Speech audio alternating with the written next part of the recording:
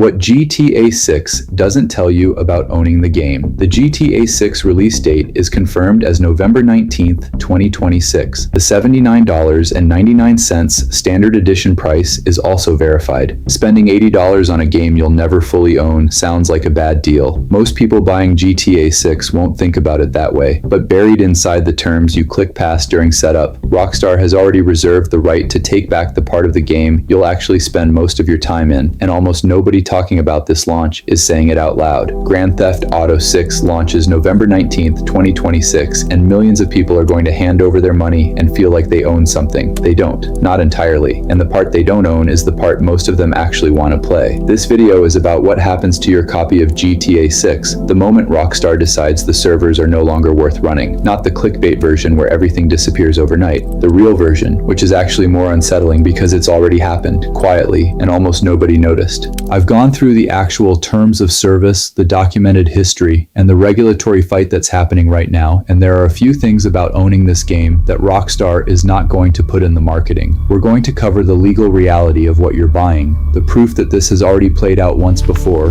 what's actually at risk for your account, and the one thing that might change everything, which I'll get to near the end, because it's bigger than most people realize. Let's start with the second most important thing first, because it sets up everything else.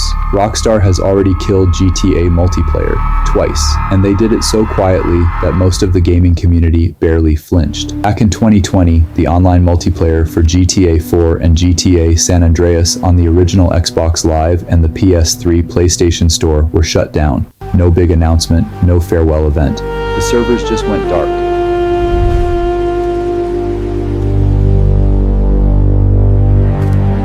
This city has a way of burying its secrets, but I always find where the bodies are kept. Tonight, the neon won't be enough to hide the truth. People who still had those games installed woke up one day and the online mode was gone. That's not speculation about GTA 6, that's a documented dry run for exactly what could happen. And the reason it matters is that Rockstar has already shown you the playbook. Now here's the part that gets more specific, and this is where it starts to feel personal. In 2021, Rockstar ended cross-generation character transfers for GTA Online. If you had a character on an older console and didn't move them in time, that progress was gone. Not paused, not archived, gone. No full server shutdown required. Rockstar just changed a policy, drew a line, and anything on the wrong side of it disappeared, with real hours invested.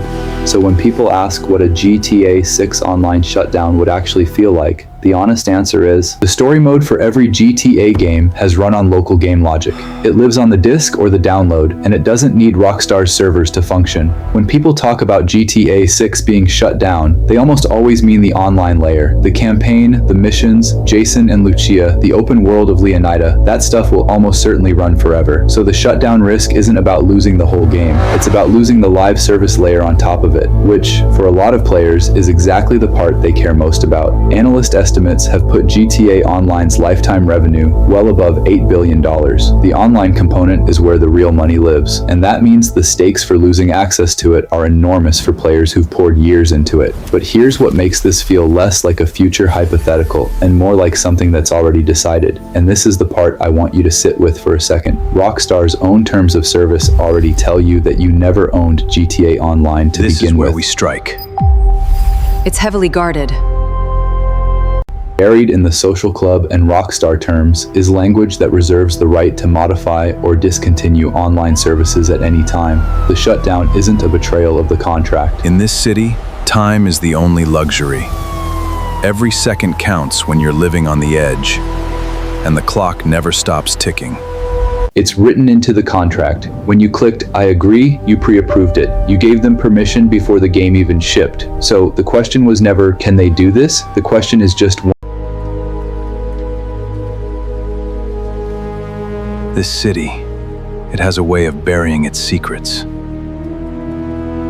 when? And the answer to that is entirely up to them. And it gets more specific We are than that when you finally think here. about what's actually stored where. Let's make it Your count. GTA Online character progress, your rank, your properties, your money, your hours, that's not saved locally. It lives on Rockstar's servers. Cloud-saved character data tied to their infrastructure means a shutdown doesn't just end matchmaking. It could erase years of progress instantly, not gradually, not with a warning period, instantly. The day the servers go offline is the day that data potentially stops existing. That's a different conversation than the game won't work online anymore. That's your investment in the game disappearing with it. Now, there's a reason I saved this next part for here, because this is the one that actually changes the picture, and it's moving right now. Over 1.29 million people signed a petition called Stop Killing Searching for Games, available formally contracts. submitted to the European Match Commission in established. January Ready to 2026.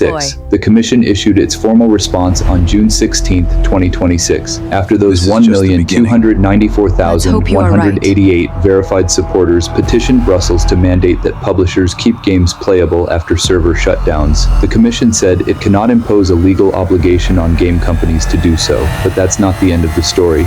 In reply to the initiative, the Commission committed to initiating, by end 2026, an exchange with the video game industry and consumer representatives with the aim of drawing up an industry code of conduct on managing video games end of life. And Stop Killing Games has been receiving growing support in the EU Parliament itself, where it reportedly has majority support, meaning even without a Commission mandate, new laws could still come through the Parliament directly. Meanwhile, in California, a bill called AB 1921, the Protect Our Games Act, advanced past its first state Senate milestone and reached its Senate Business, Professions, and Economic Development adjust the Committee phasing hearing here. on June 29, Bypass the main defense 2026. GTA This 6, coordinate- given its scale, is going to be seems the unstable. landmark test case for all of this. Whatever legal framework emerges around game preservation is going to be shaped, at least in part, by how Rockstar handles the endgame of the biggest live service title in history. And if regulators don't force the issue, there's still one more layer of protection that's historically shown up anyway. Modders have kept older GTA servers alive long after Rockstar walked away. Fan-built, reverse-engineered server emulators have kept multiplayer modes running for older titles years after official shutdown. It's happened with other online games too. Communities that refuse to let something die just built their own version of it. That's not a guarantee for GTA 6, but it's a real historical pattern, and it's worth knowing it exists. The community has stepped in before. There's a reasonable chance it steps in again. And one more thing that often gets missed in all of this. Rockstar's more likely end for GTA 6 probably isn't a dramatic shutdown announcement. GTA 5 has sold 230 million copies across its lifetime, and older Rockstar titles have quietly vanished from digital storefronts while remaining playable for existing owners. That quieter exit, delisted but not deleted, is probably the more realistic scenario than a hard server off date. The game stops being sold, new players can't get in. The existing player base slowly thins out, and then, eventually, the servers follow. No ceremony, just a gradual fade. So, here's where we actually land on all of this. You're about to spend $80 on a game where the single-player campaign is almost certainly yours forever, and the online layer, the part with your character, your progress, your years of time, is licensed to you, not owned, and can be revoked at any time under terms you already agreed to. That's already happened once with GTA 4 and San Andreas. It's happened in miniature with cross-gen character transfers, and the legal fight that might change that reality is still in motion, with no guaranteed outcome before GTA 6 launches in November. None of this means you shouldn't buy it. GTA Online ran for over a decade. The financial incentive to keep GTA 6 online alive is massive, but knowing what you're actually buying, knowing the difference between the game you think you own and the service you're actually licensing, that changes how you think about your time, your money, and your progress in a way that Rockstar's marketing will never tell you. If this is the kind of thing you want to know before everyone else does, subscribe. There's a video coming up next that goes even deeper into the business mechanics of live service games and why the biggest titles in gaming are built on a foundation most players never read. Drop a comment below. I want to know, are you buying GTA 6 Day 1 knowing all of this, or does this change anything for you? Because that answer tells you a lot about where gaming is actually headed.